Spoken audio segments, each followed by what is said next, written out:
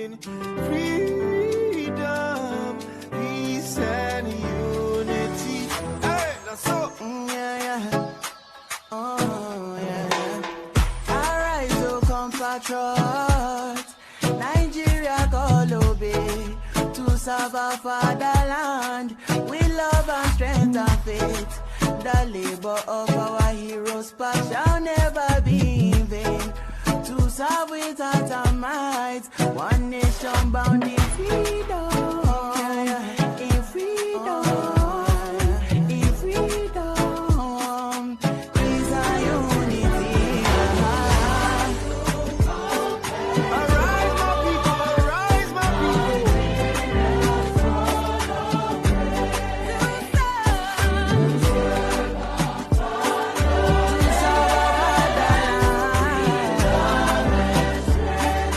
With love and strength and faith.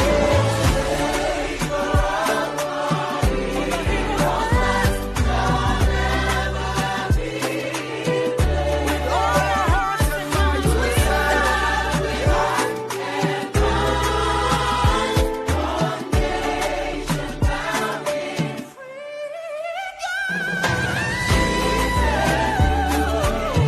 I'm about to go be down to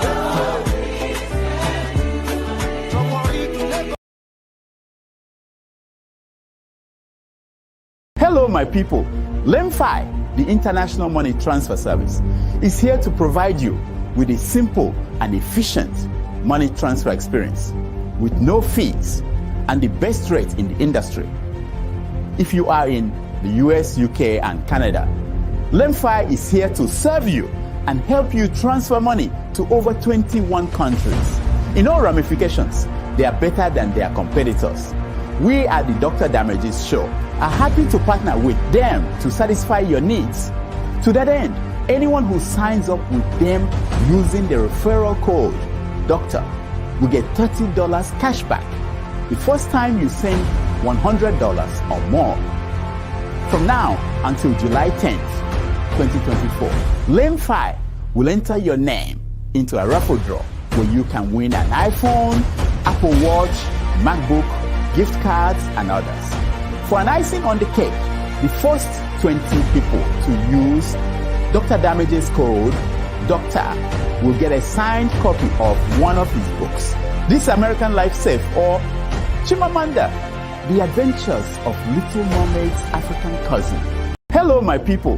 LEMFI, the International Money Transfer Service, is here to provide you with a simple and efficient money transfer experience with no. Thank you so much for watching. Thank you. Have you subscribed? Yes, you. Have you subscribed? You. Yeah, before you go, click. It's free. Click. Just that's it. Have you subscribed? You are laughing. Have you subscribed? Have you subscribed? Thank you. Thank you. Thank you. Hey, madam. Thank you so much. I can see you. I can see you. We have to get to 100,000 subscribers. By the end of the year, how are we going to do that if you don't subscribe? Yes, you. Yes, you're about to click off. Why? Have you subscribed? It's free. If you don't, ask your son, ask your daughter how to. Just one click. Thank you. Thank you. I see you. Aha. Thank you very much. Thank you very much. I'll see you tomorrow. And tonight, this gentleman will be making his network television debut. This is his most recent album right here. It's called Spirit of Love. We're very pleased to welcome Majek Feshek.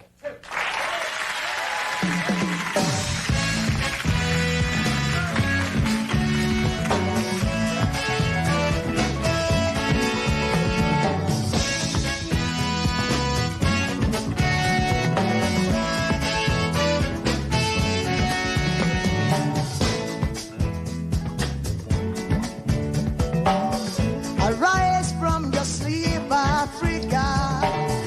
Rise from your sleep, America. There's work to be done, Africa. There's work to be done, America. But if we unite, we will be free. So long, too long, so long, too long. We've been sitting down for so long. We've been fooling around for too long.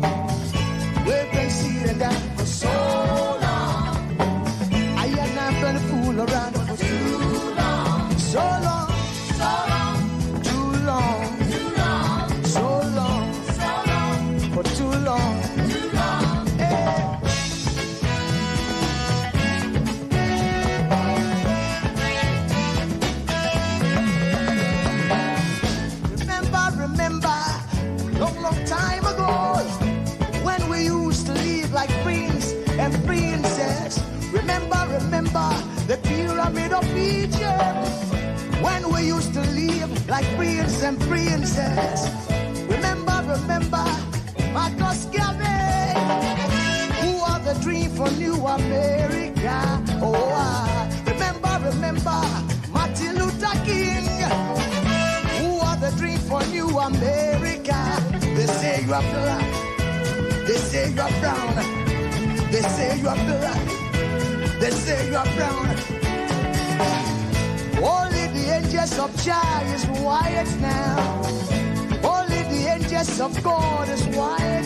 So long, too long, so long, too long. We've been sitting down so long. We've been a fool around for too long.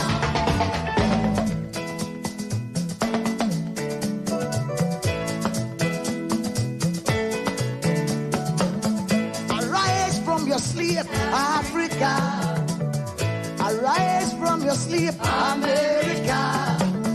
There's work to be done, Africa. So much work to be done, America. But if we unite, hey, we will be free so long, too long, so long, too long. We're down for so long.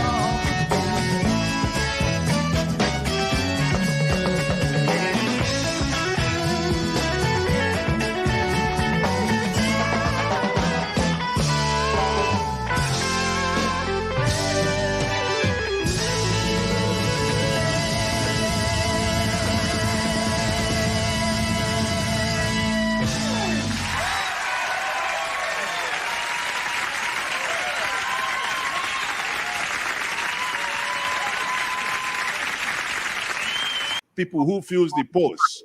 Now you know everything is increasing like mad. Things places you could go with 100 naira before, you are not talking about quadruple, triple the price. I tell you, we are seeing what happening in France is not a threat to anybody, but it's when you hold the populace down for a while and for a long time, even goats can bite when they see no other ways that they can escape. People who feels the pulse. Now you know everything is increasing like mad. Things places you could go with 100 naira before, you are not talking about quadruple, triple the price. I tell you, we are seeing what happening in France is not a threat to anybody, but it's when you hold the populace down for a while and for a long time, even goats can bite when they see no other ways that they can escape. People who feels the pulse. Now you know everything is increasing like mad. Things places you could go with 100 naira before, you are not talking about quadruple, triple the price. I tell you. Okay. Children are born and put on a rubber stool. No, I tell people, Dr. Damages, you need to come, if you want to know the level of poverty in Nigeria, you need to enter the Nigerian hospital. You'll be walking at the doctor, sometimes you cry. Sometimes we use our money to give patients. So when people see doctors go on strike, I get mad. I had to leave. It's painful. You see a child that you're taking care of. After a few days, the child is retrogressing. The child is getting worse by the day because the drug you recommended, you prescribe for the child, they cannot take the child's prescription to the pharmacy. There is no money. They don't have money in their account. The little baby that is so fragile, you manage to take their blood sample. They cannot process the blood sample because the person at the lab said no, they don't have the money in their account. They will take my salary if I process this sample. So you watch the innocent baby retrogress. What do? You take our money from your pocket and give that parent, madam, please go and put in this account. Let me see this child get better. And we're here defending thieves because they give you $5,000, $1,000. What is $1,000? Children are born and put on plastic chairs in Nigeria. Are we not ashamed of ourselves? And we'll call Obi stingy. Let him be prudent and let us have functioning hospitals. Let us have good roads. Our people are dying. Children are dying by the day. I had somebody when I was in Calabar And when I was still a medical student, the man I used to buy something from at Amaya Market, his child was born premature. Guess what? But the child was older than the other child that survived. Why did his child die? Because the child missed the last incubator that was available. The other child that was born that was weaker had the incubator. His child did not have any incubator. They had to wrap the child and put a lamp beside him. That child died. Oh. And you people have the effrontery to come here and defend Tinubu article. Oh no, it's so sad. It's so sad. You want to know poverty? Enter the hospitals of Nigeria. You don't know nothing. It's so So we sad. have to be very careful what we say. Very careful. There's poverty in the land. There's poverty in the land. A lot of poverty in the land. People die by the day. Wow. Thank you. Thank you. Okay. Children are thank you. born and put on a rubber. There is a call for protest. I'm not a part of it. I do not know those who are organizing it. But I know throughout history, protests have ignited some of the most powerful social movements, exposing injustice, demanding accountability, and inspiring hope for a brighter future. Protest holds power. For example, unity in pain. When people protest, it shows them that they are not alone in their suffering. It is a catalyst for change. Protests can reshape agendas and spark crucial debates. It is a voice for the voiceless. And so protest amplifies the voices of the marginalized. Now, true leaders must understand that the essence of protest is to make a difference. And the primary goal is to demand change, not to antagonize government. So instead of demonizing it, our leaders should learn to ask themselves, why are the people protesting? Are the reasons for protesting legitimate? Can they address the reasons for the protest before the protest even begins? Now, the answer to some of these questions would be in the affirmative. For example, are there reasons for this protest, or are the reasons legitimate? The answer is yes. There is hunger in the land. There is untold hardship in the land. People are despairing. People are coming down with all forms of mental health. Now, I may not know the organizers or if there are hidden motives behind this protest, but I know this. Success in My fellow Nigerians, I speak to you today with a heavy heart and sense of responsibility, aware of the turmoil and violent protests unleashed in some of our states. Notably, among the protesters were young Nigerians who desired a better and more progressive country where their dreams, hope, and personal aspiration will be fulfilled. I am especially pained by the loss of lives in Borno, Jigawa, Kano, Kaduna, and other states, the destruction of facilities in some states, and the wanton looting of supermarkets and shops, contrary to the promise of protest organizers that the protest will be peaceful across the country. The destruction of properties set us back as a nation, as scarce resources will be again used to restore them. I commiserate with the families and relations of those who have died in the protests. We must stop further bloodshed, violence, and destruction. As the president of this country, I must ensure public order in line with the constitutional oath to protect the lives and property of every citizen. Our government will not stand idly by and allow a few with a clear political agenda to tear this nation apart. Under the circumstances, I hereby enjoin protesters and the organizers to suspend any further protest and create room for dialogue, which I have always acceded to at the slightest opportunity.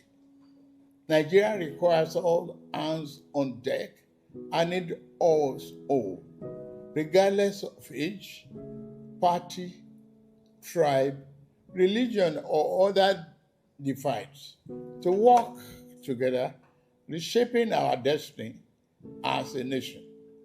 For those who have taken undue advantage of this situation to threaten any section of this country, be warned. The law will catch up with you. There is no place for ethnic bigotry or such threats in the Nigeria we seek to build. Our democracy progresses when the constitutional rights of every Nigerian are respected and protected. Our law enforcement agencies should continue to ensure full protection of life and properties of innocent citizens in a responsible manner. My vision for our country is one of a just and prosperous nation where each person may enjoy the peace, freedom, and meaningful livelihood that only democratic good governance can provide. One that is open, transparent, and accountable to the Nigerian people. My dear Nigerians, especially our youth, I have heard you loud and clear. I understand the pain and the frustration that drive these protests, and I want to assure you that our government is committed to listening and addressing the concerns of our citizens. But we must not let violence and destruction tear our nation apart. We must work together to build a brighter future where every Nigerian can live with dignity and prosperity. The task before us is a collective one, and I am leading the charge as your president.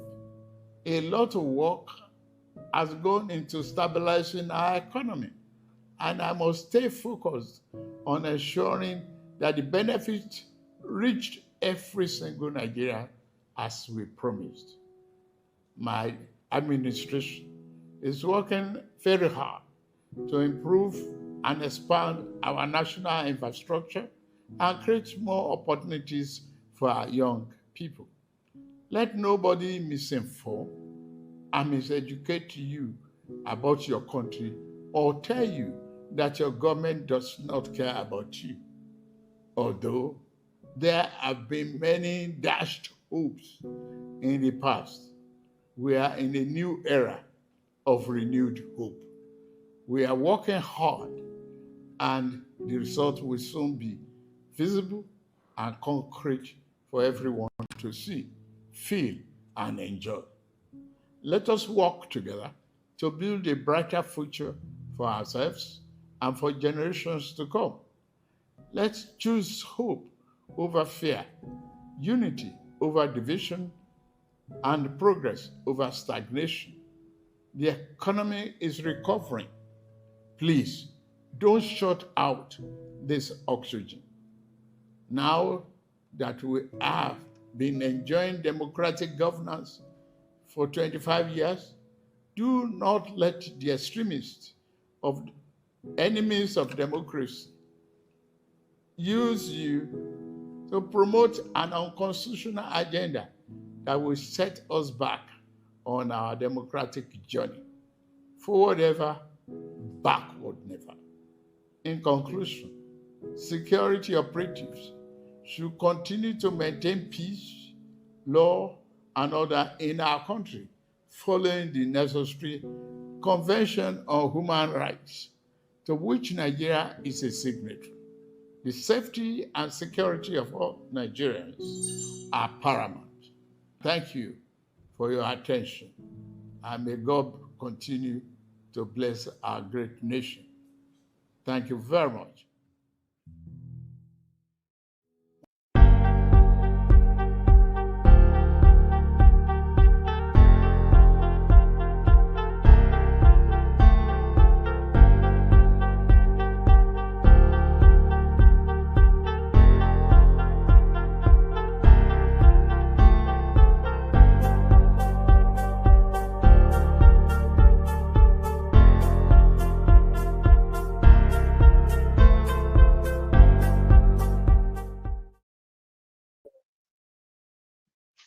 Good morning, good evening, good afternoon, good morning, good afternoon, good evening, depending on your geographical location.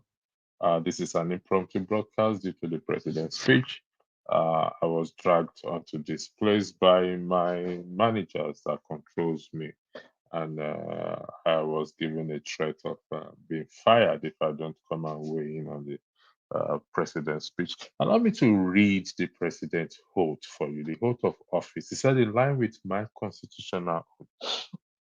And he will read, I, Bola Ahmed Tinubu, do solemnly swear, affirm that I will be faithful and be true allegiance to the Federal Republic of Nigeria, that as President of the Federal Republic of Nigeria, I will discharge my duties to the best of my ability, faithfully and in accordance with the Constitution of the Federal Republic of Nigeria and the law, and always in the interest of the sovereignty, integrity, solidarity, well-being, and prosperity of the Federal Republic of Nigeria.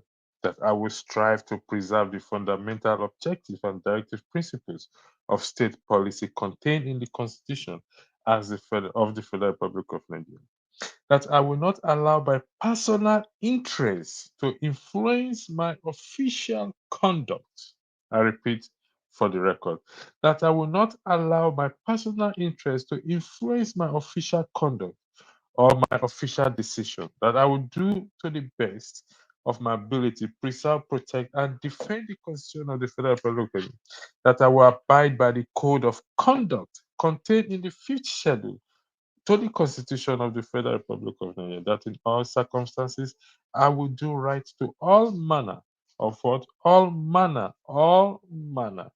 of I will do right to all manner of all people according to the law, without fear or favor, affection or ill will, that I will not directly or indirectly communicate or reveal to any person any matter which shall be brought under my consideration or shall become known to me as President of the Federal Republic of Nigeria, except as may require for the due discharge of my duty as President, and that I will devote myself to the service and well-being of the people of Nigeria.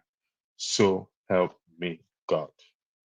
Now, if you listen to the president's speech, and I just read the oath of office, his actions so far from May 29, 2023, contradict that oath of office that I just read. And you've listened to the speech, and we are here to weigh in on that speech. I'll put out the link there for those of you who want to come and join and weigh in on this short broadcast that we're going to have tonight. In respect to what? To the president. Does it offer hope to the people? What did he present? Did he concede on anything? I'm going to play it again for us to listen so that we can dissect it. We can break it down. Will it appease to the people that are protesting, to Nigerians at home and abroad? He said, in line with my constitutional oath. What constitutional oath? As his behavior, action reflects the oath that it took. Has their behavior, the second man in command, Chetima, the third man in command, Akpabio, have their behavior so far so good reflect the oath of office they took to protect and defend the what? The Nigerian constitution. I know a lot of us will disagree or have disagreed with that constitution. I can understand, but it is what we are using today. And it is what we are going to reference to. And it is a shame after listening to what the president said that he offers no hope to Nigerian people. No hope. Thank you for those of you who have joined in the comment section and those who will be joining later on, those who will come on the platform. And like I said, this is an impromptu broadcast, and I have to come in and do this for us to weigh in, because this is day 4 of the protest. Tomorrow will be day 5 of the protest. The president only addressed the Nigerians on day 4, not on day 1 and not before day 1. He chose to do it on day 4. And when he did it, whoa, he made a blunder of it. He offers no hope and no solution to what is on the ground, to the hunger that is on ground that many Nigerians are facing today. So where do we go from here? Is the question we all have to ask ourselves. Will the protest continue? Will it end? Will the people occupy the presidency? Thank you, Mr. Hyde, for joining us. Thank you again. This is an impromptu broadcast, but thank you for coming on the screen. I believe you've listened to the president's speech. What do you have to say to that, Mr. Hyde? The floor is yours. Thank you. Mr. Hyde, can you hear me? You have to unmute yourself, sir, please. The floor is yours, sir. Yeah, good afternoon, my brother. Good afternoon, sir. Have you listened to the president's speech? To be honest with you, yes, but I saw it already yesterday evening around 5 p.m. my time online before this morning.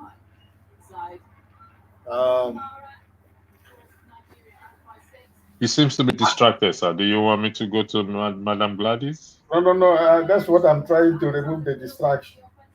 Okay.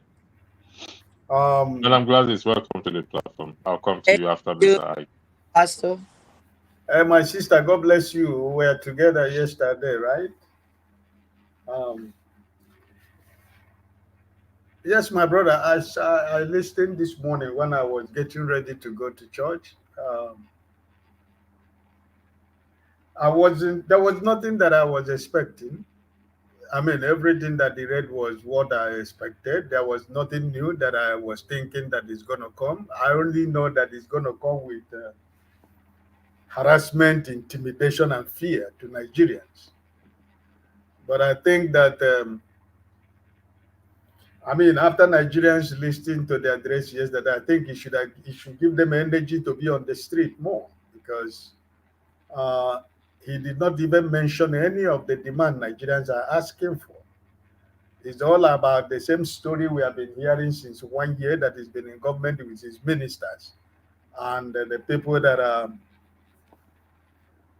they attack dogs that they put all over the world, all over the networks and the mainstream media. It's always been the same thing we have been hearing all this while. So it's just there is really nothing to write home about. The only area that I think when he talked about the issue of the people calling about other tribes in Nigeria to, bigotry situation kind of situation. But it has always been fallacies, because by now, Bayo Ononoga should have been picked up by his government. A lot of people who are involved in this bigotry, suppose by now that he should have picked a lot of people who are involved in this act in Nigeria since 2023. And the same people that are doing this and are still in his government, they are his supporters in his government. So it's only a charade. It's just what it is, my brother. There is nothing to write home about. The only thing I make out of it is that Nigerians should continue to be on the street, because after reading and after listening, I think we see that they have nothing to offer, only to offer fear and intimidation and power, So I have nothing much to say about it. This is what I think about his address to Nigerians. Thank you, my brother. Before you go, Mr. Ike, I just received a message that Wale Soyinka condemns the Tinubu speech. What do you have to say to Oh, that? yeah. I saw it. I saw it in the morning when after service I was scrolling my phone. I saw it. Yeah, my brother, to be honest, it is what it is. Every honest and genuine Nigerian, no matter whatever they think and feel about the Nigerian situation, a situation like this, at least it's something good that he was able to speak up, but it's not enough. It's not enough because they are the they are the gasoline that have been engineering the government in power. So I think that in as much as I recognize what he said this morning, it doesn't change anything for me. I still just stand where I stand, that Nigeria will continue to be on the street. That's my point. Thank you, Mr. Ike. Madam, glad to see you, but thanks for joining. The floor is yours. I can see your comments, so this floor is for you to vent.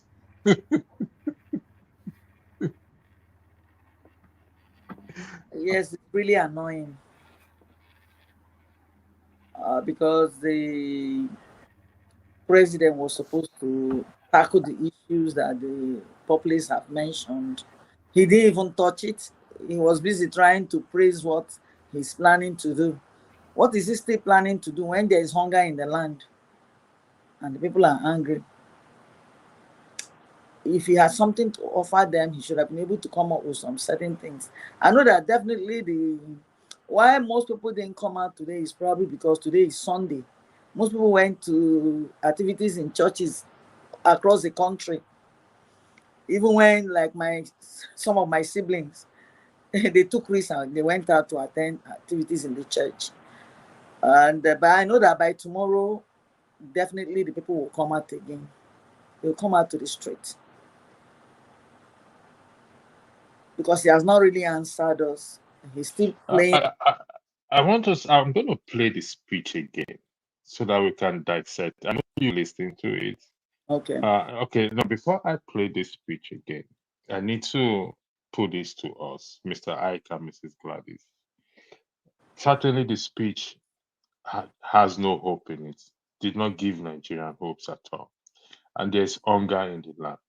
Where do we go from here? Given that this speech, because there is no indication that the fuel subsidy will be reversed. There is no indication that whatever is responsible, like the forex, the foreign dollars, will ever come down. There is no indication at all, which means the hunger will get worse.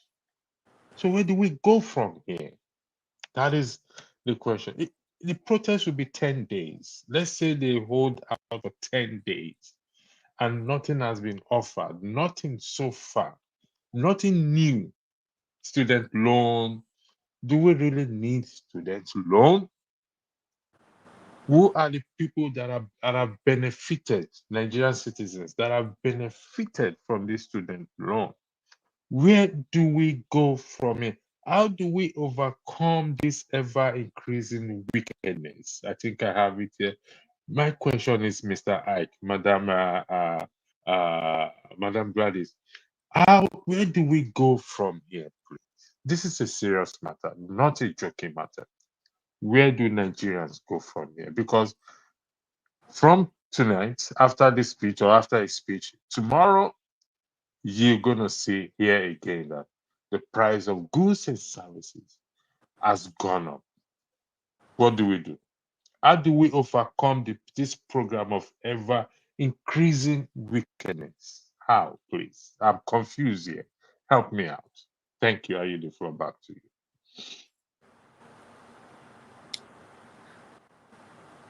Either of you can go first. Doesn't matter.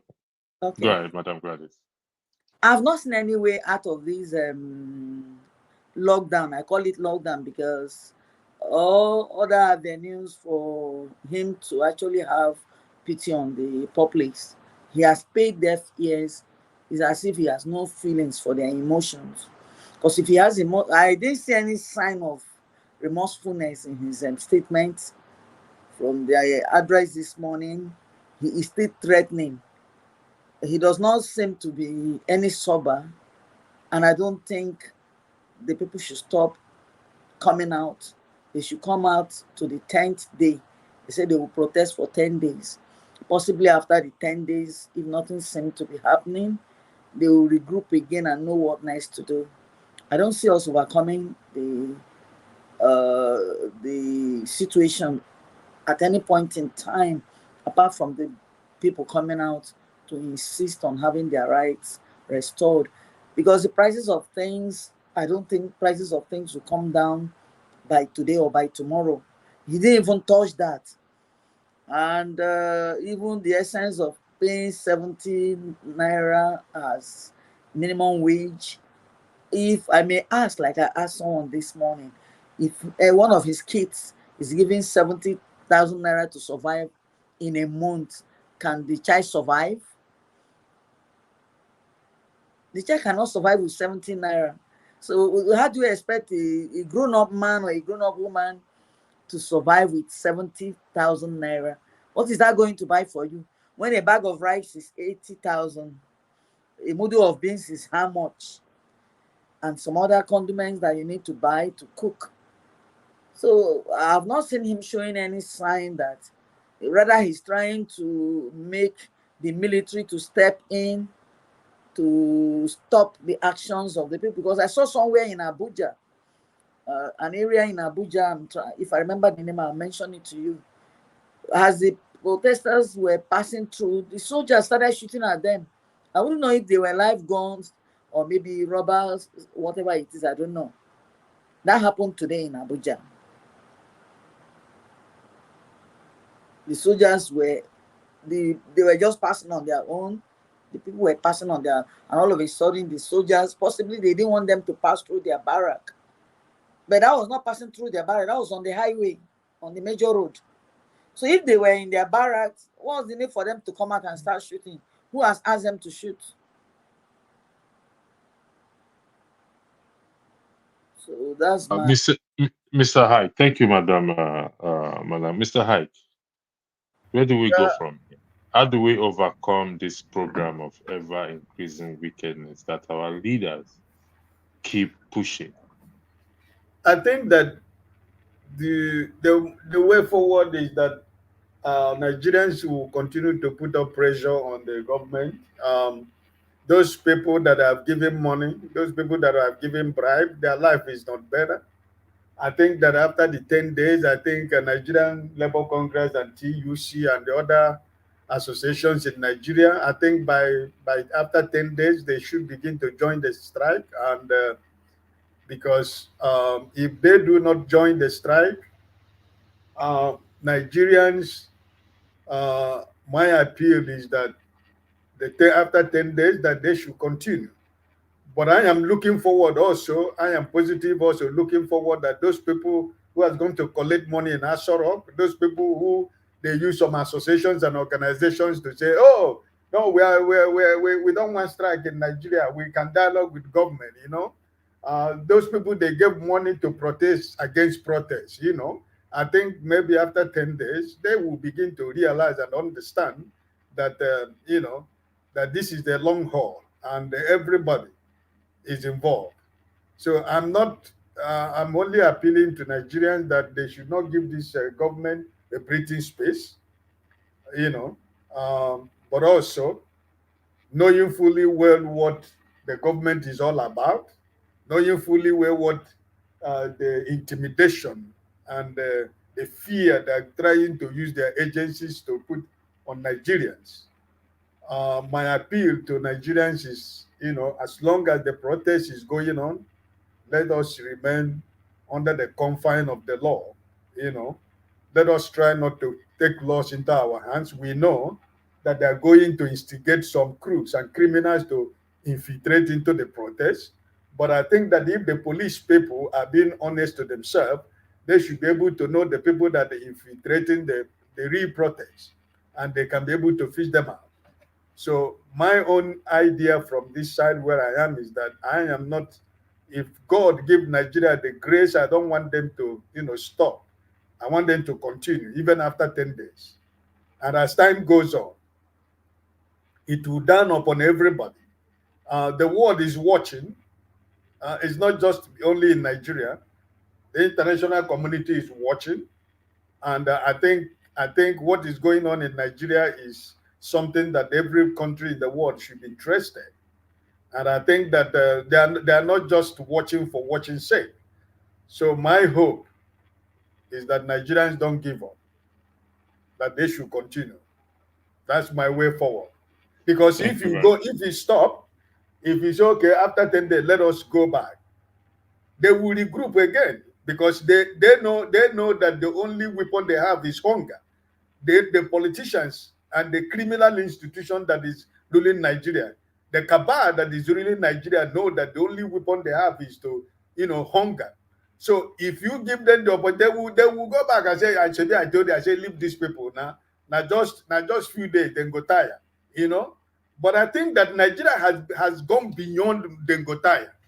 That's my own view. So I think we shouldn't stop. Thank you very much, Marty Prince. Welcome to the platform. Before you join him, I have defended you fiercely, both on the screen and behind the allegation that you were the one that wrote the speech for the president is all over the social media. Can you confirm or deny that, please? I don't know. I can't see Bayo Ononuga here, so I wouldn't know. Okay, the floor is Um, yours. I think, in fairness, I think that speech and was written by Dr. Damages. I believe he's watching as well. Because there was one he published before now that was going viral, but for some reason, Tinubu decided not to use that one, the first draft. So this is not the first time that the president has had his speech leaked. Again, it leaked. Before I went to bed, I already read the speech. And it was funny, holding my phone while he was reading it, reading with him line by line. And I can tell us, I do not believe that that speech was live. I believe it was recorded. And some people, I would say conspiracy, are actually saying that they also believe that that speech was recorded outside Nigeria. So the question is, what is pursuing him? We don't know. I hope you guys have seen the videos, some of the videos in the suburb of Abuja and some areas in Delta State, where on the streets the military were behaving themselves and the populace were chanting certain languages that I may not be allowed to use on air before I be accused of treason. But that is to tell us where we now are as to what happens in Nigeria.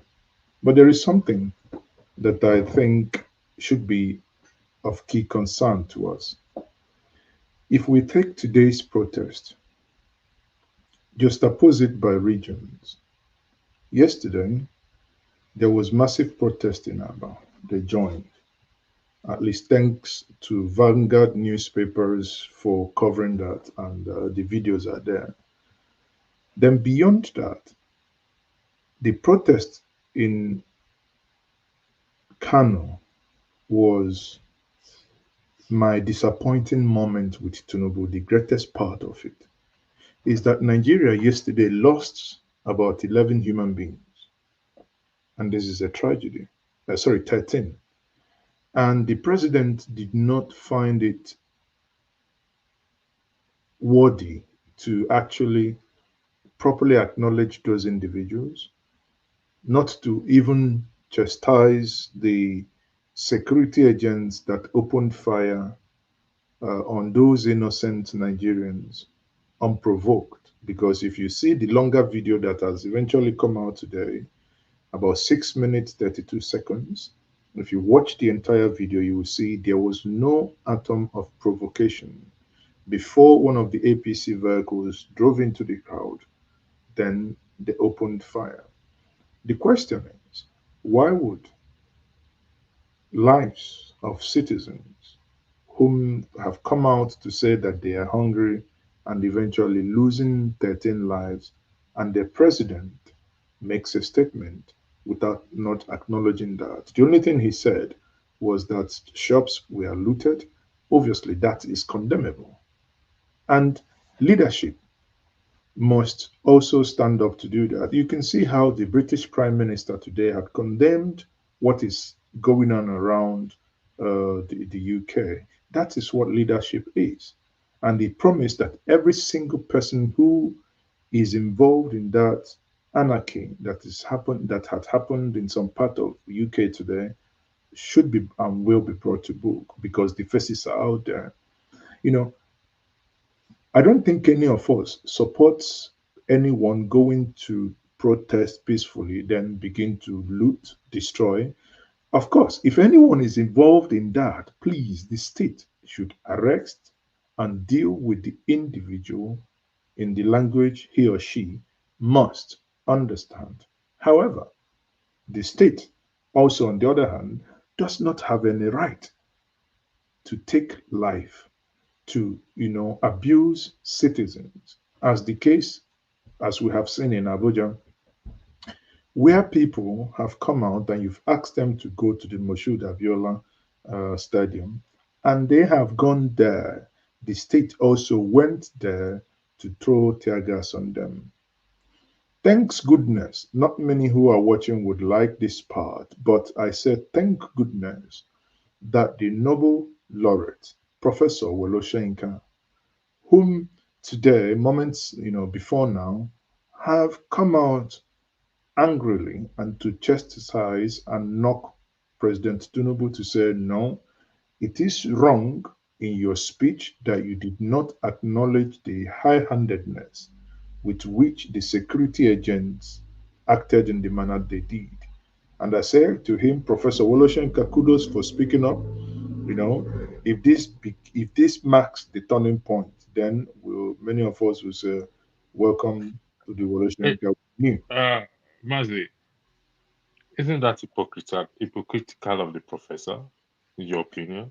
Well, I see. I do not know, and I don't want to, dwell on that. But the issue is, um, it when he said something right, you obviously you give him his accolade when necessary. I think it was the right thing to do at this point because let me tell you something. Many Nigerians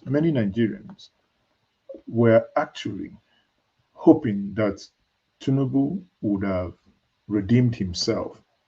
Apart from sycophants, apart from those who have remnants of corn and they aim in their pockets, many Nigerians do actually somewhat believe that when the president addresses them, promises to take some steps, start taking some steps, that these would have dispersed.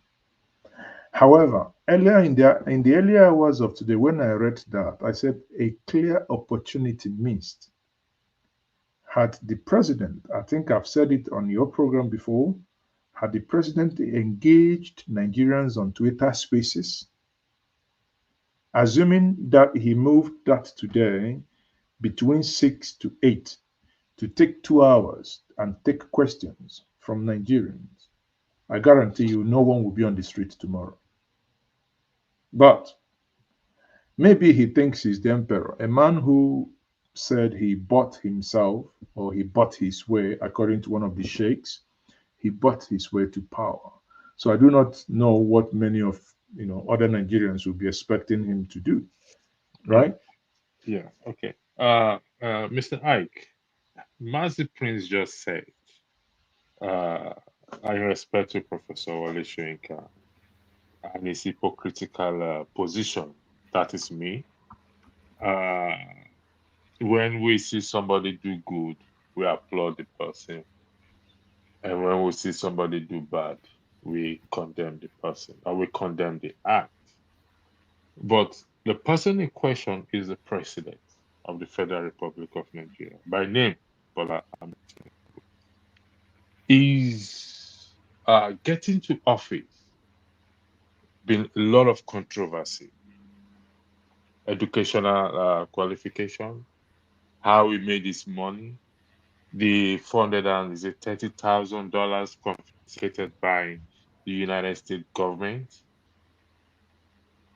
He never condemned this acts. I stand to be corrected. I'm not. I don't possess all knowledge. He did not come out to condemn this act. He didn't condemn the president's speech when he said, "Emiloko, it is my turn." And now we should now applaud him because he condemns. He said the president's speech did not sit well with him. Is that the case, Mr. Ike?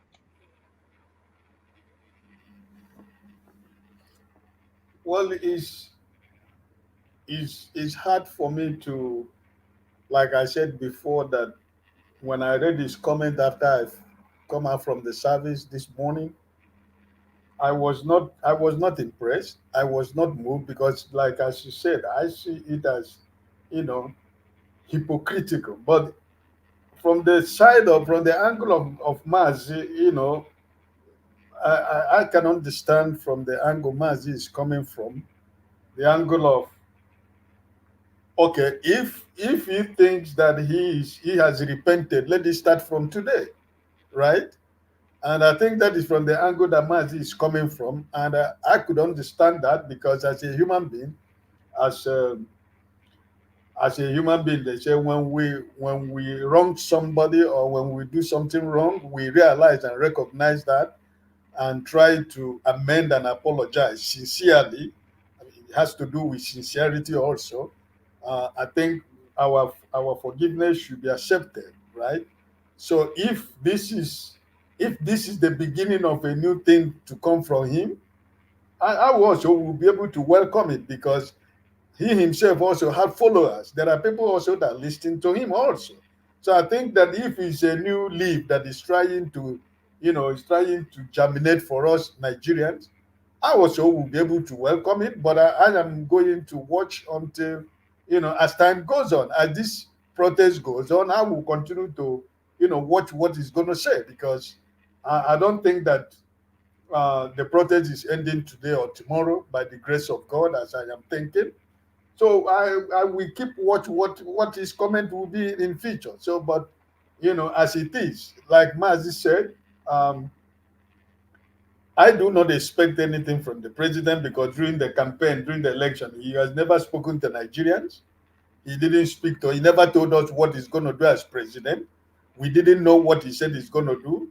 Only I'm going to make bread, ewa, agbado.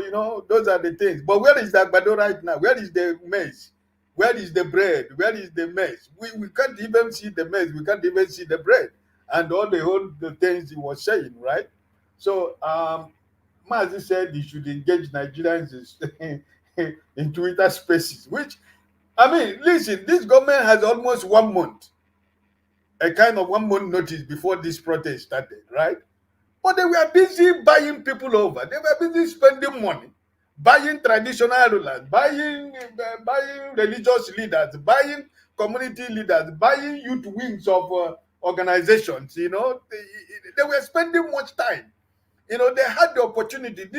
Mr. Tinubu had the opportunity before this time around to speak to Nigerians one to one, right? But he didn't do that because he feels like he feels he's an emperor, right? Instead, he's speaking through Minister of Wars, he's speaking to Bayo Ononoga, talking to people that have no credibility in any sort. People that their questionable characters have been exposed since 2023. They're the people that are speaking for him. So he doesn't have anything to say to Nigerians. Because if he said a town hall meeting with the president, he can't even stay there for more than 10 minutes because he will not even appear. So I don't think that this man is ready because he felt that like Mazi said from the beginning, he bought his power, and so it's his money, can do whatever he wants. So I'm not expecting anything much, but I just believe and I just hope those people, Nigerians that lost their lives. I was listening to Kamala Harris in Michigan or somewhere he went. Some people that lost their lives. She was calling them by their names. She was recognizing the people that lost their life by their names. This is what leadership is all about. This is leadership. You bring succor to the families that are lost their dear one because they are fighting for their right. Right? But he felt that he is the emperor, you know, it doesn't matter because the security officers of Nigeria, the police, the military, they are the people that are sharing Nigerian money. Some of them, they can't even build their trousers anymore, but they're supposed to be fighting, right? So it's sad and it's something I cannot understand. Right, so he could have done that. What Mazi said, if he had mentioned those names one by one, he would have shown a sign of leadership. But no, because they believe he is the commander-in-chief, so he can do whatever he wants. He can command the armies tomorrow to take over anywhere they want to take over, and nothing will happen. You know, so this is it, my brother. And when I saw that thing last week, when Kamala Harris was doing that, you know, it showed me. I mean, conscience that somebody has a human feeling that a family lost somebody, because none of us can create any human being. You know, we should be able to value life, more especially when life is lost because of, you know, because of the you know, bad government of a country. It is sad. These people who lost their life, they didn't have gun, they didn't have knife, but they were asking government to give them what they need, the thing that they desire as human beings. As servant of their people, these are the things we are asking for. Nigerians are hungry. Give us food. That is what we're asking for. Thank you, Mr. Ike. Madam Gladys, welcome our women. Madam Gladys, you've heard what Massive Prince said, and you heard of what Mr. Ike said. The president's speech, should we take it as a man who has repented because he did acknowledge people who died? Or should we take it as... No, sorry. I think you're mixing things up here. Okay. He said the president's speech. He said it's the president's speech. Should we take him as a man who has repented? How? Repented how? How? No. Wait, let me finish. We're giving Wale Soyinka a benefit of that. Let me say this. Okay. I'm going to say this. Okay, unless you're bringing this over. But again, before, let me respond to Ike there. Okay. Please. What we are saying is, and I read some comments also already of my distinct with Soyinka. It shows that maybe some of our viewers are really need to up their games in terms of their listening and comprehension. Is that my allusion to Wole Soyinka knocking Tinubu has nothing to do with whether he's atoning his sins, if any, or whether he's coming forward or going backward. No. What I'm saying is, and however you think, whatever you and I on this platform says about Tinubu or Wole Soyinka, the comments made by him has changed all the rant all of us has been saying, because his comment carries weight. Whether you like him, you hate him, you dislike him, his comment carries weight that by tomorrow, that comment would likely make headline. And when it does, it's going to affect the presidency in the perception. Now, that comment will now give weight for other people to weigh in. Actually, Mr. President, these are the names of people that died and you did not. Do you understand? So, I think, guys, people should be, we should be a strategic people that, I don't like this man, and therefore everything he says is a waste of. No. In this case, I do believe that the statement he made will play to the favor of those who are protesting, because he has given them the impetus, he has given them the backing to say, to confirm, because the people who were protesting are saying, oh, no, no, no, no, no, this thing was done by the security agents. But everybody kept quiet. But by what Voloshenko has said, he has actually confirmed to say these people were peaceful. Now, in science, when you want to write empirical stuff, you'll be said, cite your sources. Whether you be genuine or not, anything you say without reference amounts to nothing. Even when you are smarter than whoever written whatever you're referencing, because it's not your own idea. You'll be told what is your reference. Now, Voloshenko is the reference. Reference that he's now affirming that actually the president, or rather the security agent was, that they were too, brutal, so to say, to the people who came out to protest in Kano, right? I think that, however you dice it, is going to change the narrative moving forward. And this has already begun. Okay, thank you. Madam Gladys, the floor is yours, please. It is a bit, there's nothing complicated here, because like Ogamazi has said here, by tomorrow we are going to see what is going to be the outcome of what has taken place today. Like I said earlier on, most people didn't come out today. Most of the places I watched, most of the people were not there. But I know that by tomorrow the anger will descend on the people once again, particularly now that Professor Wole Soyinka has spoken. I'm sure some other meaningful Nigerians are definitely going to come out with their own ideas, or not to support what the president has done, by not mentioning the names. Like if it is in any other country, particularly someone has written here that he actually talked about those that died, that he actually sympathized with them. In what way has he sympathized with them? That's what I read here now. Someone said No.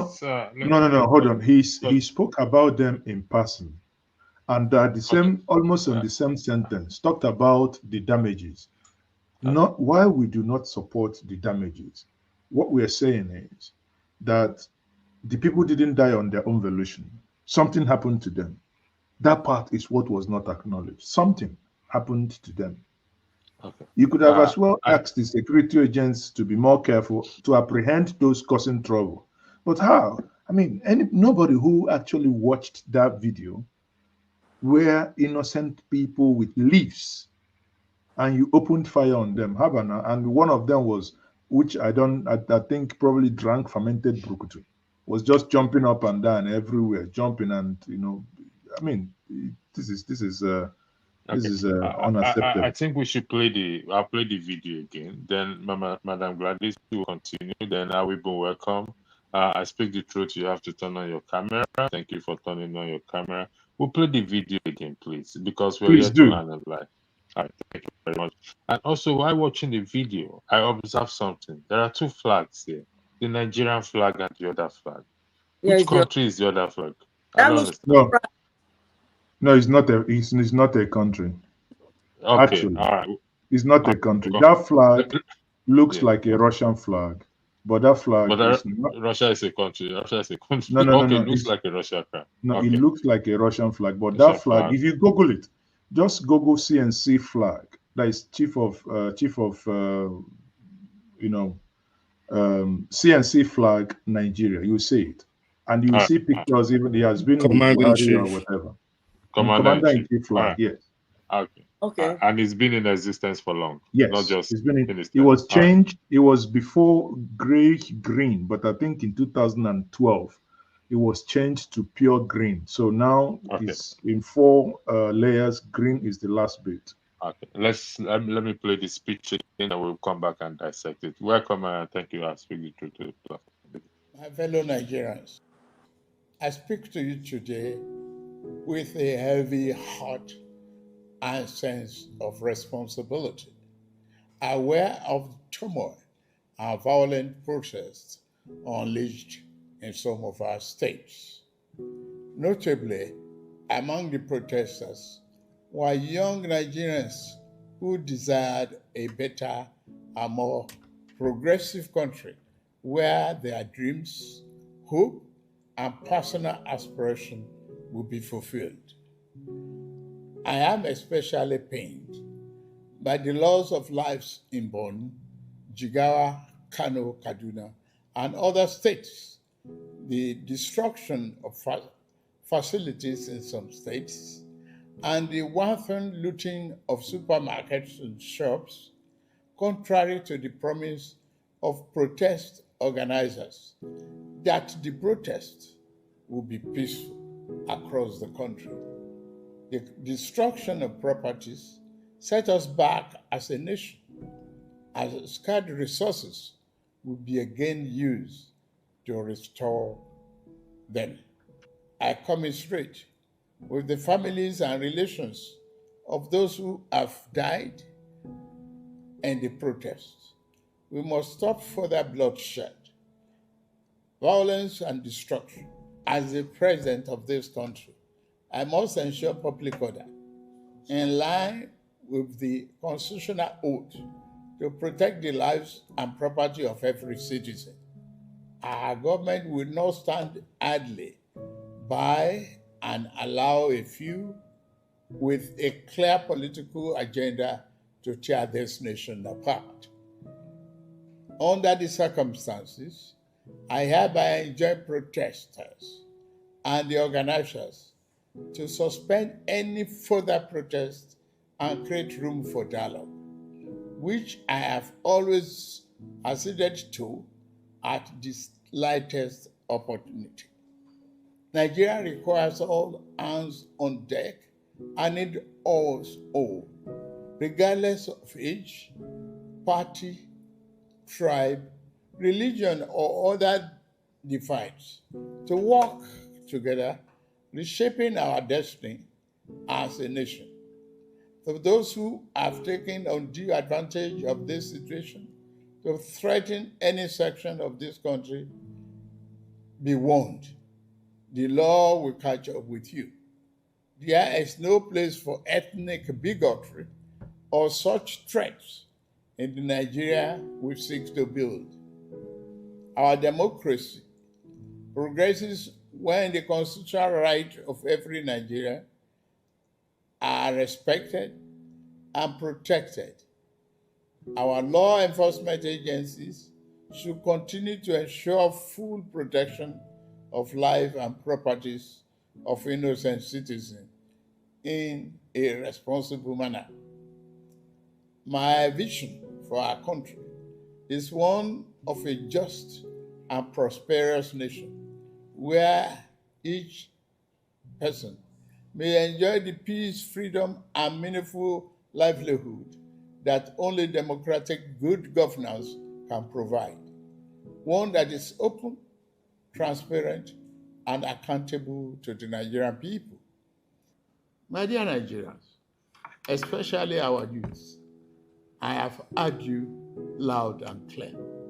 I understand the pain and the frustration that drive these protests, and I want to assure you that our government is committed to listening and addressing the concerns of our citizens.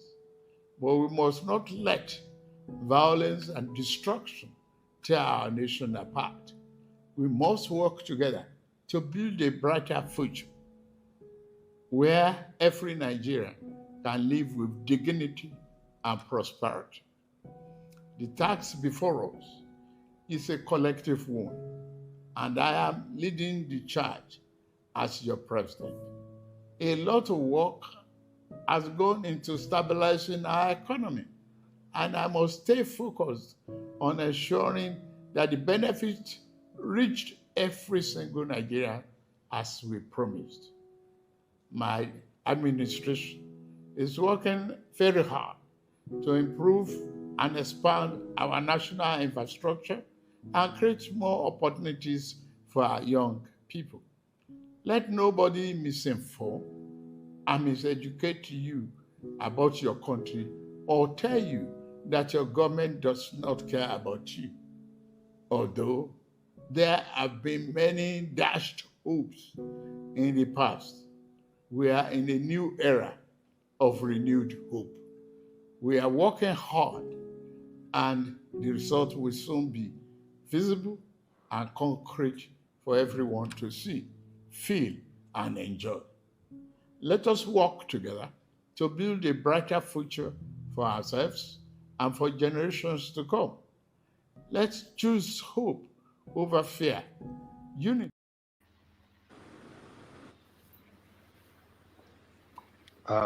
Thank you. Let me bring everybody back.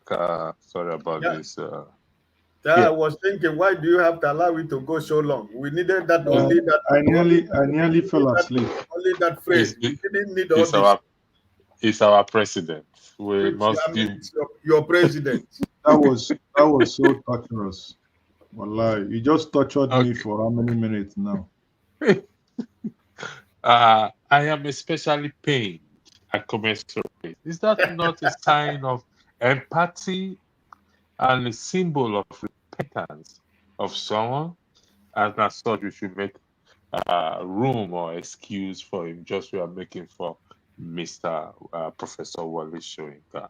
However, I think Madam Gladys, you have to speak next. Then I'll go to her. Madam Gladys, he said he's especially pained over the death of people that died and commensurate with their family. Is that not evidence of a man who has repented? And as such, we should make room for him the way we make room for Wale Soyinka. That we should applaud the president for saying that, shouldn't we? In your opinion?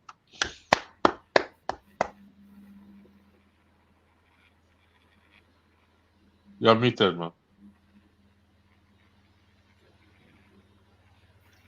That's a campaign speech for 2027 he just read.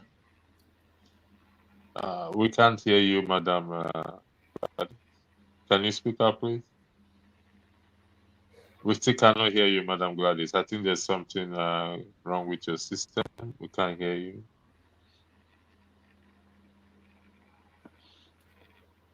We still can't hear you. While Madam Gladys fix our system, however, the floor is yours. Please take it easy on the president because this is your face. The floor is yours. Thank you. Thank you so much. Good evening to every one of you. Mazuzeke, how are you, sir? I hope you're doing well. Well, yes. What I go do? Now only hunger they pursue me. It be so way there for Ghana too. I could send me some say this. You don't pass Nigeria money. I tell you, he say, good evening to all our listeners and those in the comment section. And I as a former military soldier, I denounce the use of disproportionate force on innocent civilians, especially unarmed civilians. I don't think during my own time in the military, I had the opportunity to use such, force on unarmed people. It is despicable, and I expected the president to announce the prosecution of those people responsible for the senseless slaughter of those innocent people that whose fault for the killing is that they are carrying leaves, that they came out to speak, to vent, their dissatisfaction on the, administration of the president. If I can, I can speak, although we still have problem in Ghana here, but I can speak of my own country where people you kill. If a security officer killed, in fact, during the last election, 4 people were killed during that election. And those police officers that were responsible for the killing of those Ghanaian people are under trial today. That this is a small country that is not as big or as wealthy as Nigeria.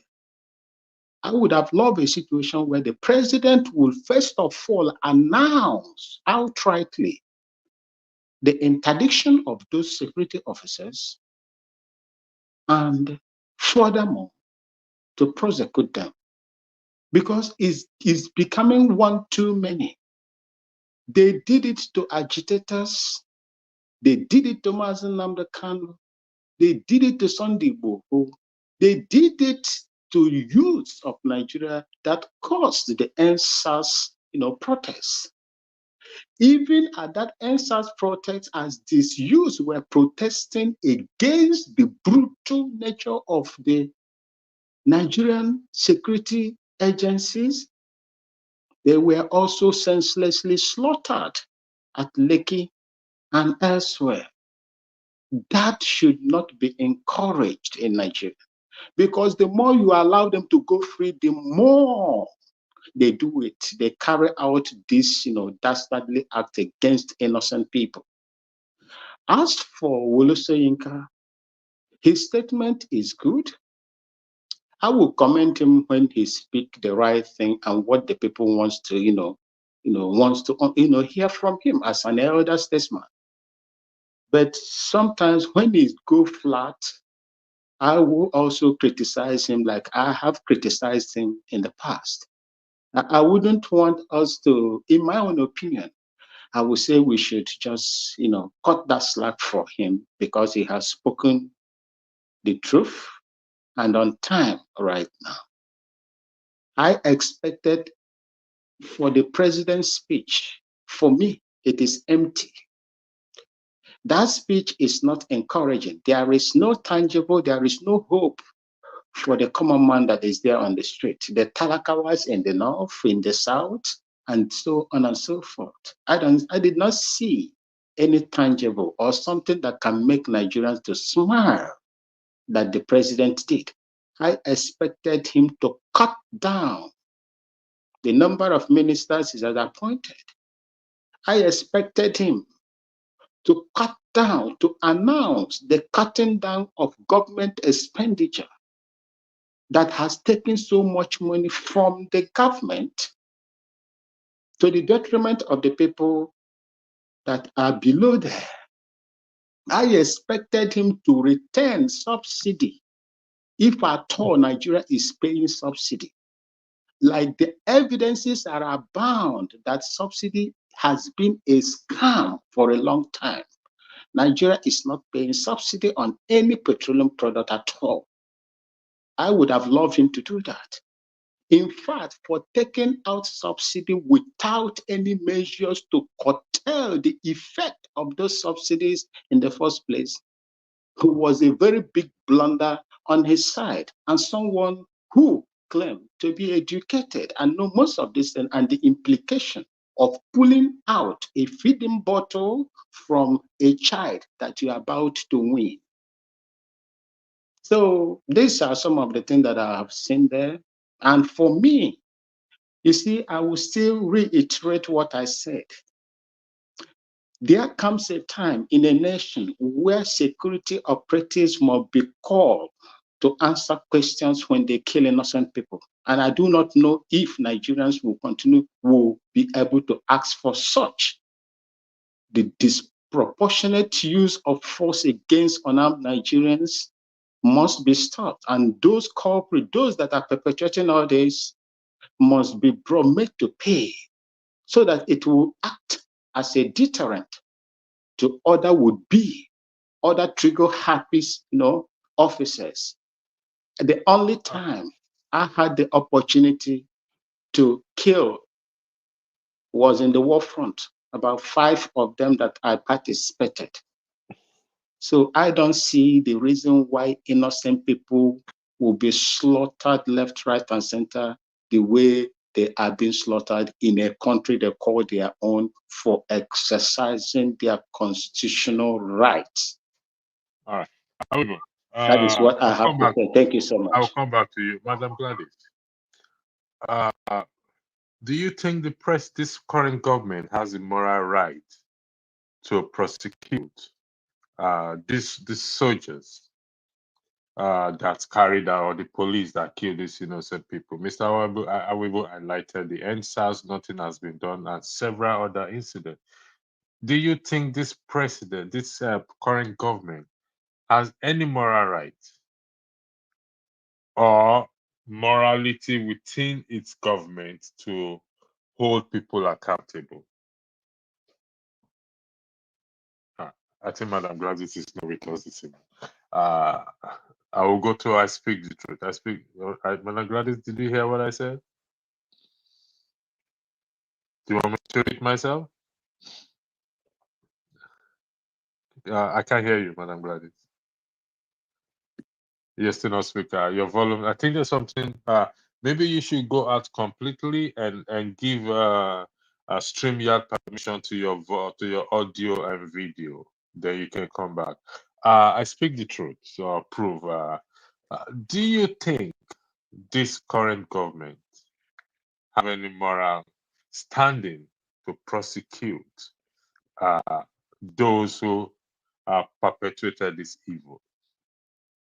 I mean, why not? If someone was responsible for killing innocent citizens, whether a government official or another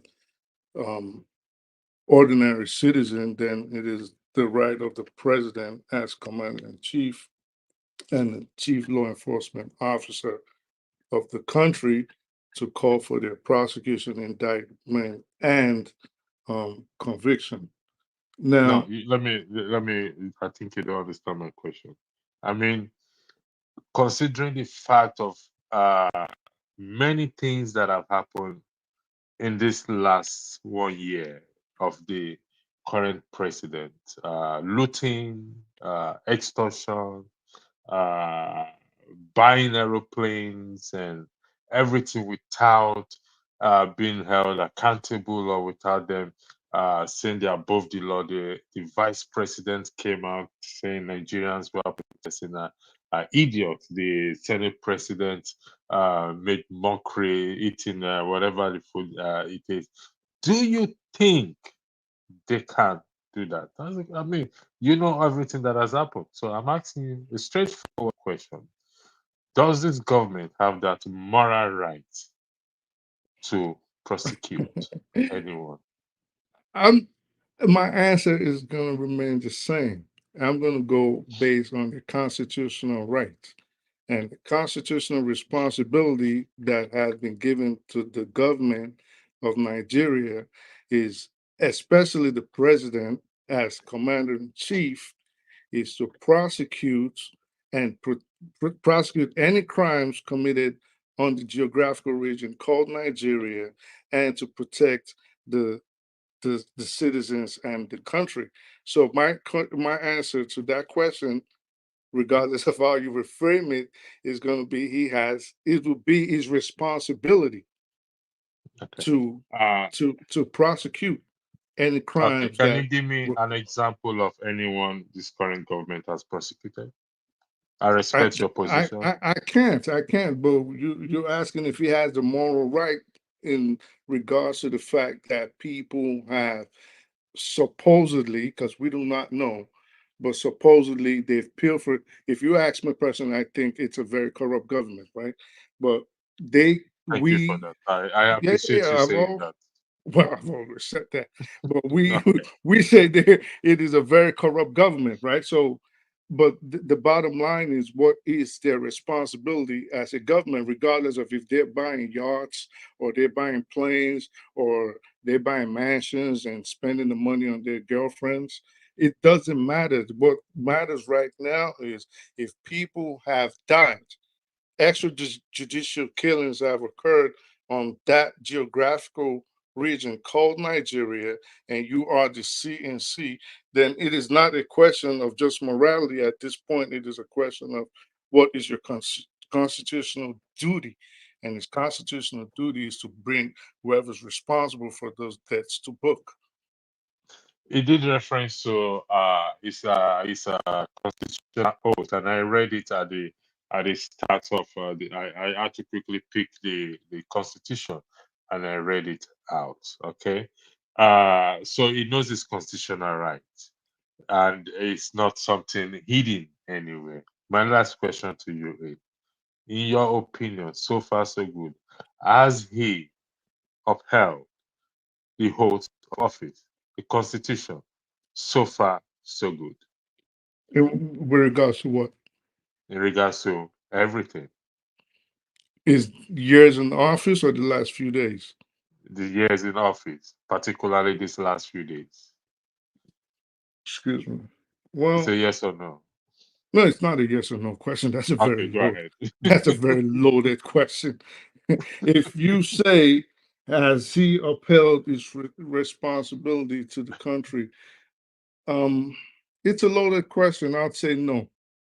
I'd say Thank you no. very I'd say no because I think the lives of Nigerians have not. For example, I think Nigerians have become more used to death and carnage occurring on the land. Like violence is no longer a problem. It's not something that shatters the image. So all these things happen and nobody like seems phased. I thought actually we were talking about the protests and there were certain things I would, if you permit me, I was Okay. gonna speak about.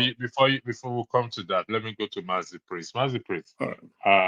we're back again to where we started your opening and highlighting Wale Shoika. My question now is to you is, we are all the president's speech offers hope. By tomorrow, you are Offers still in you, oh Nigeria. no, no, no, offers you hope, or because I'm not part of those Of that he offered hope. I said it offers no hope. Ah, No hope. okay. I thought you said the No. president's speech offered hope. So I want to Oh disappoint myself. no. Oh, okay, no. Don't worry. I'm on your side. We are together. I defended you because you wrote the speech for him. So uh, I, I you can't do probably that the same. proudly anyway. You probably the same person playing piano in the background during the speech.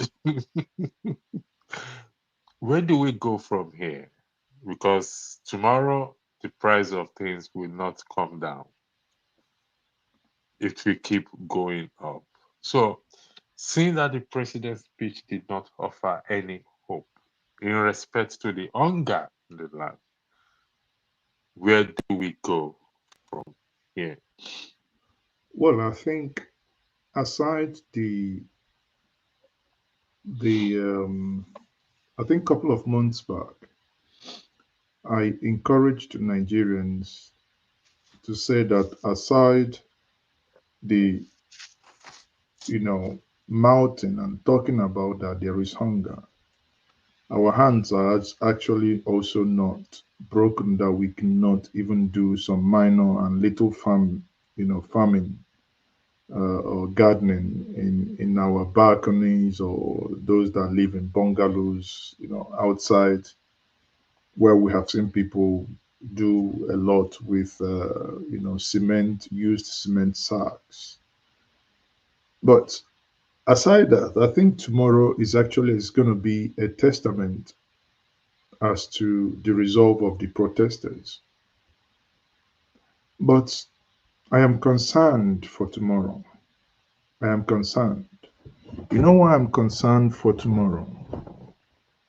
Let me take our minds back that the president, while he was talking, or while he was in that very lackluster speech, used the word turmoil. He used the word violence protest. He used the word that those who promised peaceful protest, that it wasn't peaceful. And he used the word destructions. Finally, which is the strategy they've applied from day one in order to give people fear. It says, agenda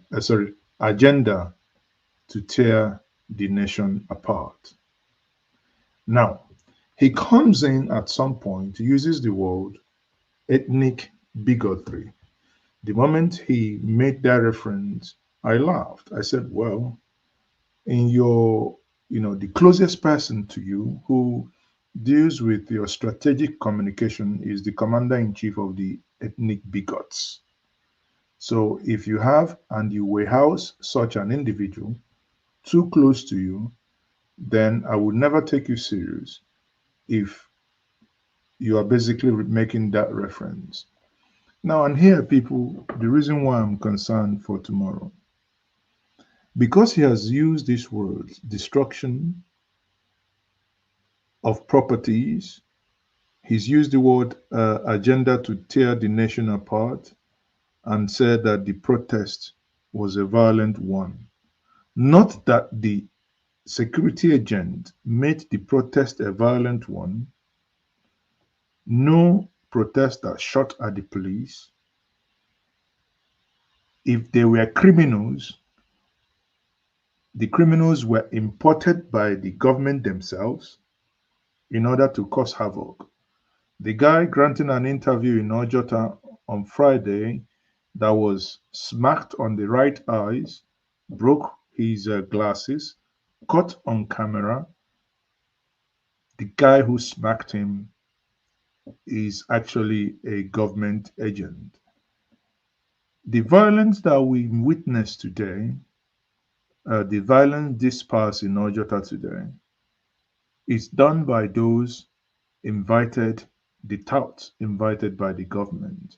So if we stay on this trajectory, the impetus of the conversations that the presidency and those who they pay to infiltrate this protest gives me concern that tomorrow they would rely on the fact that he has said that the protests and the protesters should stop. They will rely on the fact that the president have used his mouth to tell them that this protest has an agenda, that this protest is there to destroy Nigeria. Therefore, they will intensify their high-handedness in handling this protest. Finally, if I look at this, there is part of what you played before where he said that they should create room for dialogue. I said, come on, Oga Baba. They do not have capacity for them to create room for dialogue because they've given you and they've given the presidency their demands. Because you are the one who holds the yam and holds the knife, if there is any atom of conversation that ought to be initiated, it ought to now come from the president. Because their demand is now they've stretched out their hand and say, these are our demands. The demand has been taken. Sadly, in your speech, none of those demands were attended to. The speech, in my view, could be best described as the official opening of the 2027 Presidential Campaign Council within the team. Because that's what it is. He started talking about the renewed hope home, how many homes they are building, blah, blah, blah. Is it because you're building homes? Not be who chop, they stay inside house. And by the way, we're going to build in some state 500 units. What's 500 units? Some people do much better than that as individual, not talk of government. So at the end of the day, I do not know if any of you have visited the website. Then that's a story for another day. But the bottom line here is that I'm worried for tomorrow. I'm worried that the tension may escalate tomorrow. I'm worried that by Tuesday and Wednesday, some state may declare total curfew or total lockdown that may even extend to 24 hours. So that's my honest view before I leave you guys. Thank you, Master Prince. Thank you for stopping by, and I will continue to defend you against No, don't defend me because I didn't write it. I've told you who wrote it. It was written by Rudolph Okonkwo. Mr. Ike, before I go to Before I go to Madam Gladys, the president said the organizers promised that there will be no violence. It's going to be peaceful. Do you believe him? It is. No, I do not believe whatever he says. I've never believed him because he's an illegitimate president in Nigeria. I do not recognize his government. I do not believe in whatever they say. The only thing is I agree completely with what Mazi said, even though he has left. I think those points he added to this address is a kind of an instrument they want to use for going forward from tomorrow. The security forces, they will be able to use high-handedness to to handle the situation from tomorrow.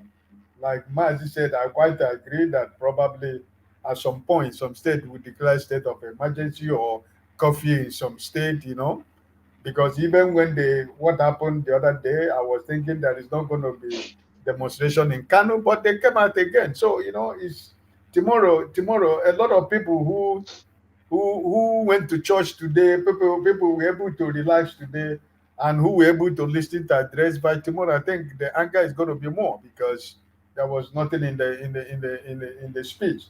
So I think those lines that he inputted into that speech is a place he's going to lay his power as the commander in chief to ask his security officers to go high-handedness, from tomorrow, because he had never recognized it, that it was a peaceful protest. Whatever that happened was all engineered and organized by the illegality government that is in power.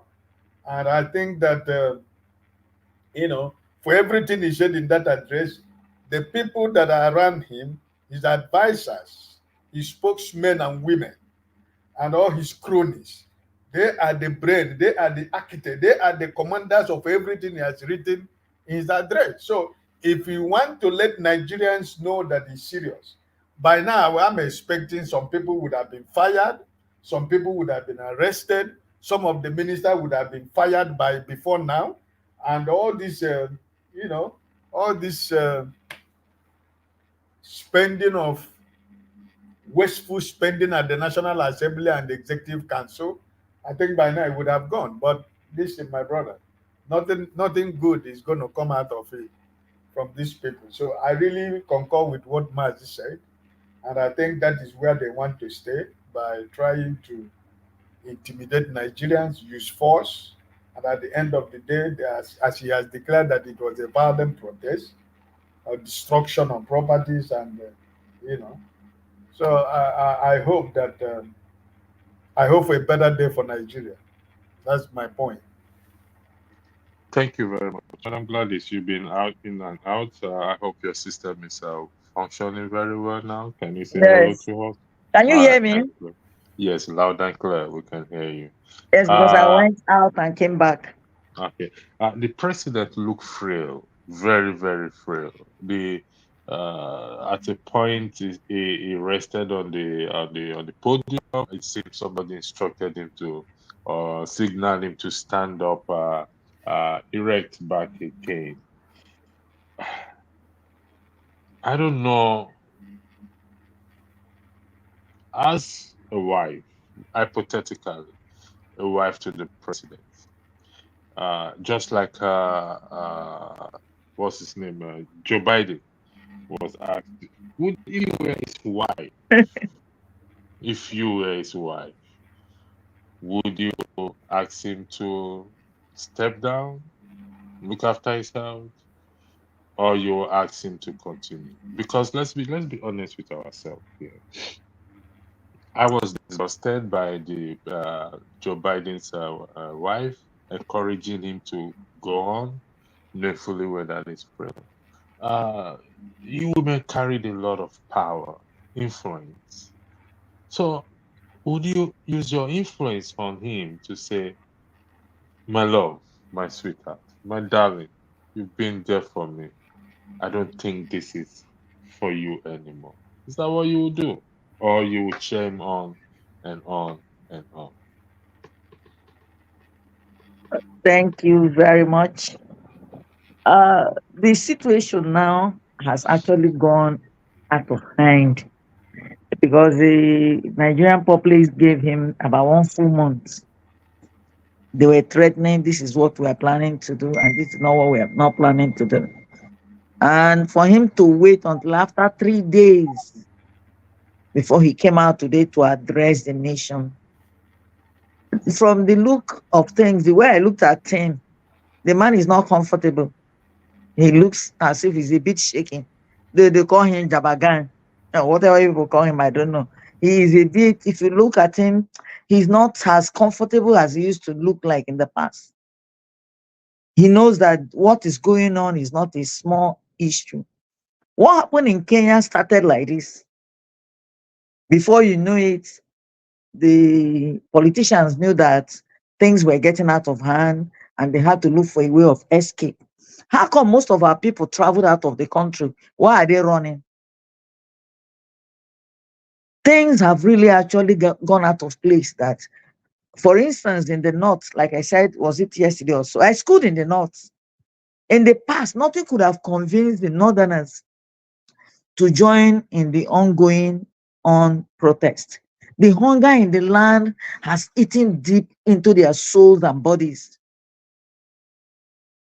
Because in the past, the leaders used to convince them that they should not speak up.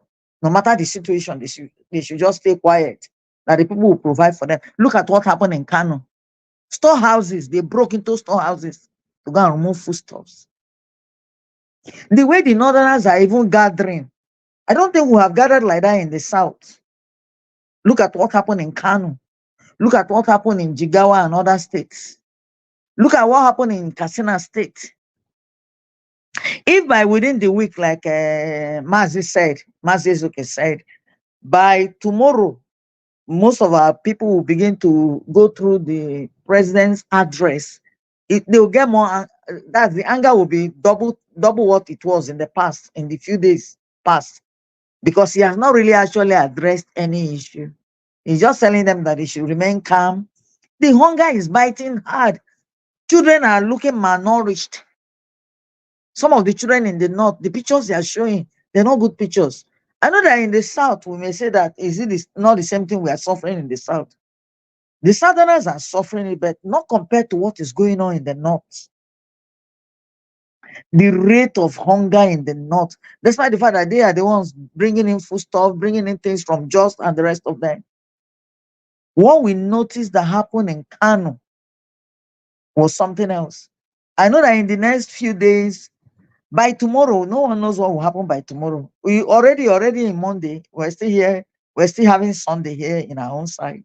But I know that definitely the people will not give up. The protests will have to continue until their demands are met by the president. He will not tell me that he has no solution. He has a lot of things to sit up with his cabinet. Whatever decision they have to take now have to favor the people. Because this government was elected by the people. Or even if they were not legally elected, people brought them in. And they have seen that they have failed the people. Nothing is working. Thank you so much. That's what I have to Thank say you. for now. I Yes. speak the I will, truth before yes, I will not sorry. encourage him. I will only encourage him to look for the lasting solution to how things can be sorted out. But from the way he spoke this morning, he's not looking for any solution. He's not ready. Thank you. I speak the truth. You want to speak on Putin? Yes, sir. Thank you. So I wish Mazzy was still on here because he's the one I really wanted to ask a question. Because while I agree, and it also occurred to me, and I disagree, I caught the words the president was using, and there were certain words he was using that sounded like dog whistles to me, which are obviously signals to the security apparatus to clamp down on violent protesters. And while I also agree that it is not beneath the Nigerian government, then they're not averse to using financial inducements as a strategy to enlist people to protest on their behalf. I just wanted to ask him how he knew that the person that got his glasses smacked off in the interview he referenced was a miscreant hired by the government. And he's not here right now, so I'm not going to go on with that. But that was just something I wanted to note, because we also need to be careful at this, as much as we are displeased and as much as we are unhappy with the situation on ground, we also need to be careful at our assertions and pronouncements so we do not further inflame the polity. That said, was the president's speech inspiring? No. But contrary to what was initially stated when I came in, and this is what I wanted to talk about, when Ike said the president did not mention the people, he didn't name them, he should have commiserated. As we've seen in the videos, he did commiserate with the people. And then Madame and him, they saying, well, why didn't he mention the names individually? I mean, we're talking about a country where collation of identity is it's we don't not even know who's a Nigerian citizen. The collation of identity is just all over the place. So should he, for example, have called for the prosecution of those responsible for the deaths of the citizens? Yes. Could he have said, okay, we're going to restructure the government, reduce the government, merge parastatals, and fired some ministers? He could have done that, but he hasn't. Could he have made a speech to the people earlier? Personally, if it was me, that was what I would have done. But once the protest started, the only thing I would have done if I came to speak to the people would have not been what he said. Me, because at this point now, it is chess. We're laying down our stakes. You've given me 10 days. I would have just come out and said, listen, I support you guys. Go ahead, do what you have to do, protest. You have the right as Nigerians to gather together as far as you do it lawfully and without threat of life or destruction of properties, and do what you want. And then after 10 days, then we can talk. But for now, I would have not come out and given pseudo threats or said, oh, we can talk or suspend the protest. No, go ahead, do your thing. And then after 10 days, then we'll discuss. But it is what it is. For now, I think he blundered. I think he made a big blunder by making that speech and saying a lot of the things he said yesterday. Thank you very much. I would like to thank Mr. Ike, Madam Gladys, and Mr. Mazuka, just in the comment section. Let's listen to this music, as we call it a night here on this platform. Thank you once again for joining me in this impromptu broadcast. Have a lovely week ahead. You too. Bye-bye.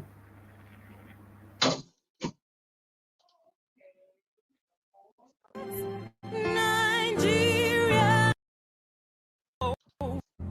our eyes, oh compatriots. Nigeria's call obey to serve our fatherland.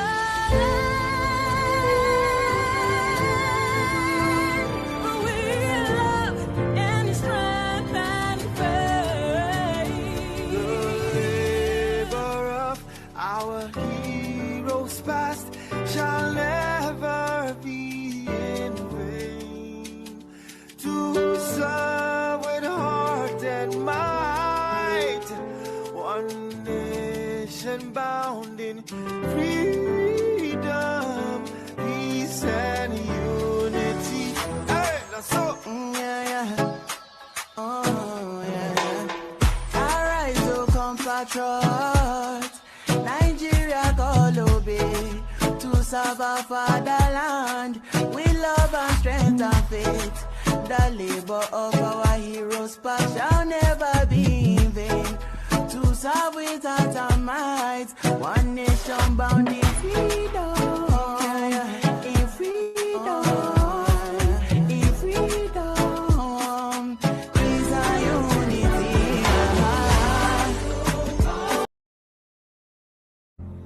Arise, O compatriots. Nigeria's call obey. To serve our fatherland with love and strength and faith. The labor of our heroes past shall never be in vain. To serve with heart and might, one nation bound in freedom, peace and unity. Hey, now so, oh yeah. Arise, O compatriots, Nigeria call obey. To serve our fatherland with love and strength and faith. The labor of our heroes past shall never be in vain. To serve without our might, one nation bound in freedom. In freedom. In freedom. Peace and unity. Arise, my people, arise, my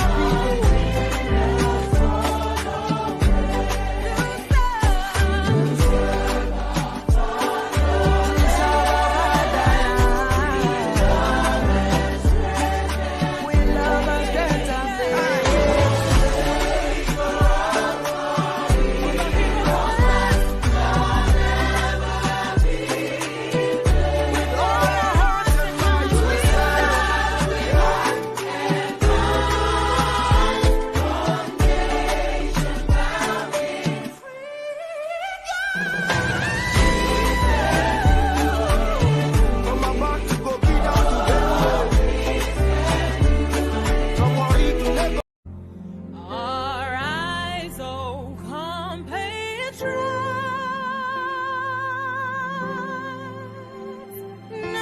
Nigeria's call obey.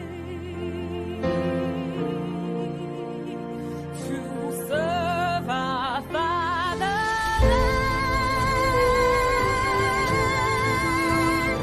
with love and strength and faith. The labor of our heroes past shall never be in vain. To serve with heart and might, one nation bound in freedom, peace and unity. Hey, now so, oh yeah. Arise, O compatriots, Nigeria call obey. To serve our fatherland with love and strength and faith. The labor of our heroes past shall never be in vain. To serve without our might, one nation bound in freedom. In freedom. In freedom. Peace and unity. Arise, my people, arise, my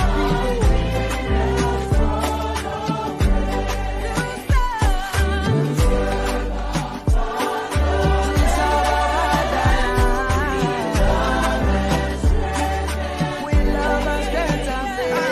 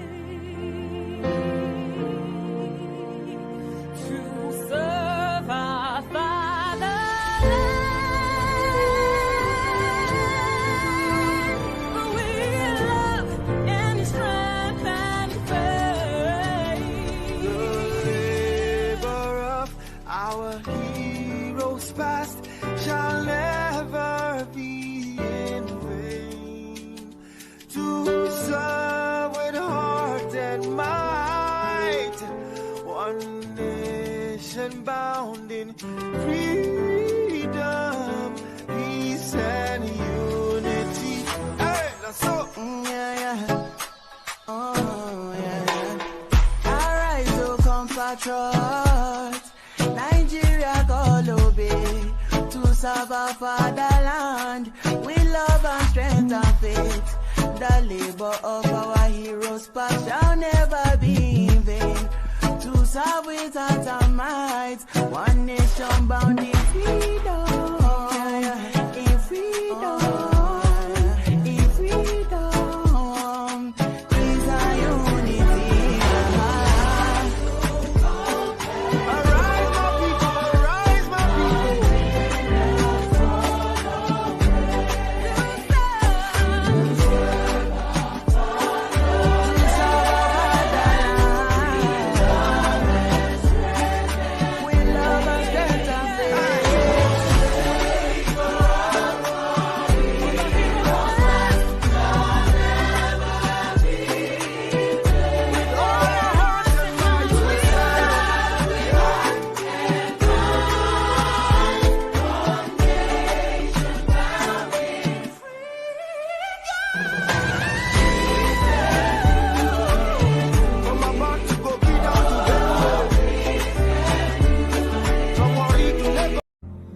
Arise, O compatriots.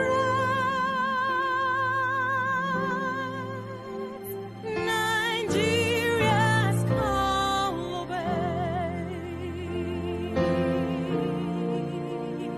to serve our fatherland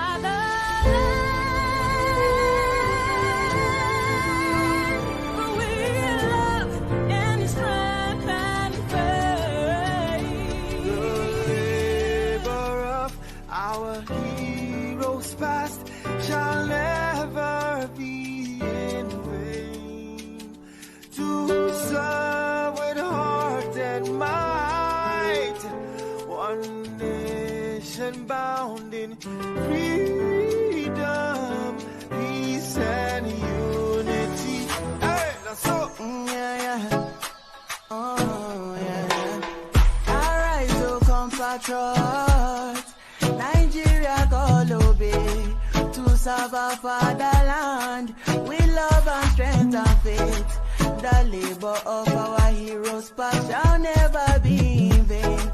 To serve with heart and might, one nation bound in freedom, in freedom, in freedom, peace and unity.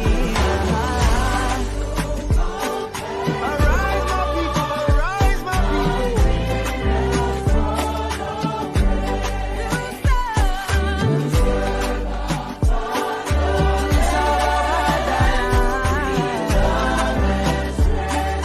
with love and strength and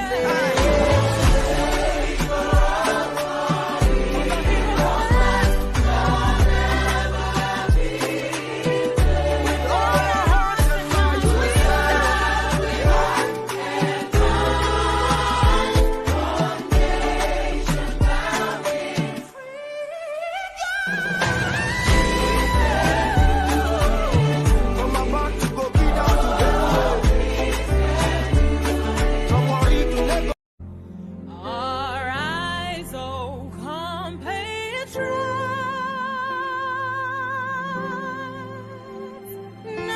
Nigeria's call obey to serve our fatherland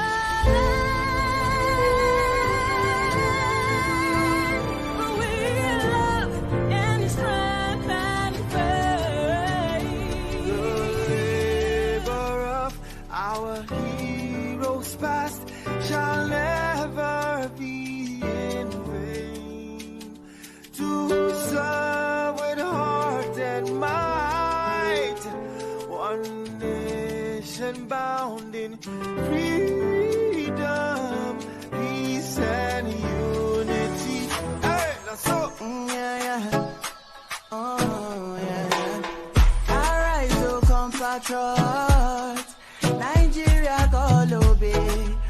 serve our fatherland with love and strength and faith. The labor of our heroes past shall never be in vain. To serve with heart and might, one nation bound in freedom. In freedom. In freedom. Is our unity. Arise, my people, arise, my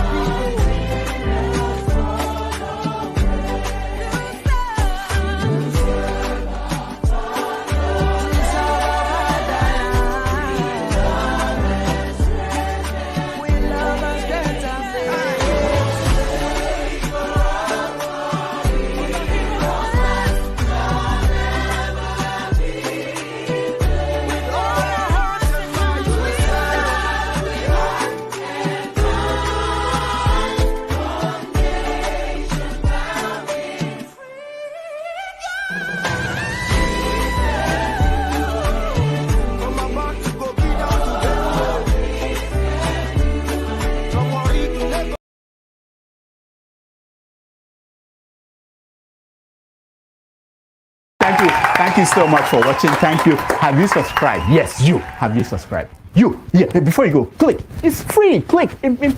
Just that's it. Have you subscribed? You're laughing. Have you subscribed? Have you subscribed? Thank you. Thank you. Thank you. Hey, madam, thank you so much. I can see you. I can see you. We have to get to 100,000 subscribers. This by the end of the year. How are we going to do that if you don't subscribe? Yes, you. Yes, you're about to click off. Why? Have you subscribed? It's free. If you don't, ask your son, ask your daughter how to. Just one click. Thank you. Thank you. I see you. Aha. Thank you very much. Thank you very much. I'll see you tomorrow.